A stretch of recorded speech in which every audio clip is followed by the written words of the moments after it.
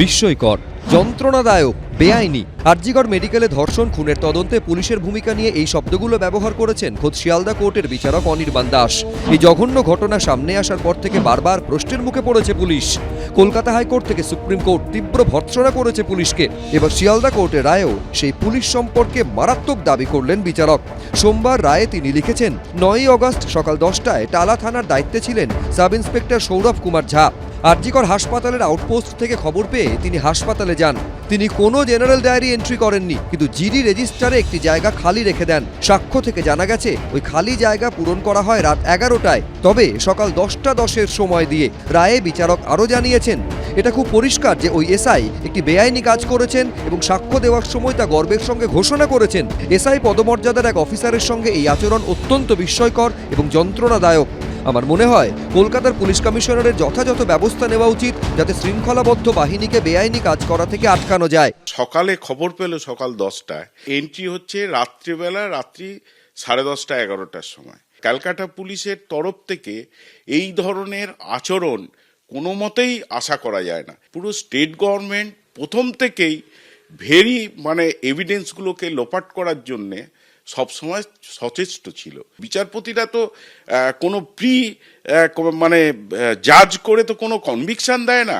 তাদের কাছে যা এভিডেন্স থাকে সেই এভিডেন্সের উপর ভিত্তি করেই তারা জাজমেন্ট দেন। সোমবারের রায়ে অতিরিক্ত ওসি রূপালী মুখোপাধ্যায়েরও তীব্র সমালোচনা করেছেন শিয়ালদা কোর্টের বিচারক অনির্বাণ দাস। তিনি লিখেছেন, রূপালী মুখোপাধ্যায় উইমেন্স গ্রিভেন্স সেলের অতিরিক্ত ওসি এবং নিশ্চিতভাবে একজন সিনিয়র অফিসার। এটা ধরে নেওয়া যায় এই ধরনের মামলা কিভাবে সামলাতে হয় সে ব্যাপারে তার যথেষ্ট ধারণা ছিল। 9ই অগস্ট তিনি অভিযুক্তের থেকে মোবাইল ফোন নিয়ে নেন এবং তা টালা থানায় ফেলে রাখেন। তার এই কাজ প্রশ্ন জাগাচ্ছে।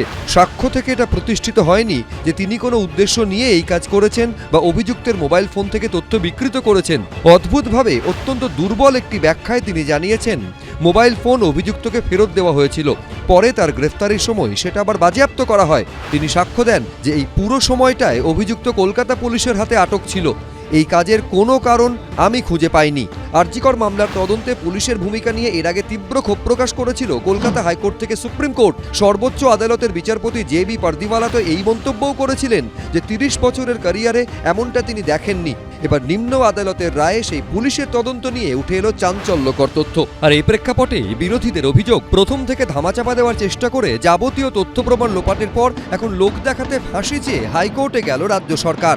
বাংলার মুখ্যমন্ত্রী তো লিওনার্দো দা ভিঞ্চি সবই জানেন, উনি আঁকতে জানেন, লিখতে জানেন, পড়তে জানেন, নাটক করতে জানেন, এখন শুনছি আইনও তিনি নাকি বিশারদ। তো এত যখন আইন বিশারদ বাংলার মুখ্যমন্ত্রী, তখন আপনার ট্রায়াল কোর্টের বিচার পর্যন্ত অপেক্ষা করতে হলো কেন? কারণ আপনার যারা পুলিশের পক্ষ থেকে আপনার যারা বড় বড় উপদেষ্টা আছে তারা আপনাকে বলে দিয়েছে, গ্যারেন্টি দিয়ে দিয়েছে, আমরা যেভাবে তথ্য প্রমাণ লোপাট করেছি দিদি আর কোনো চিন্তা নাই, কোথাও গিয়ে কাজ আর হবে না। একেবারে মিথ্যা কথা বলছে, বিরোধীরা মিথ্যা কথা বলছে।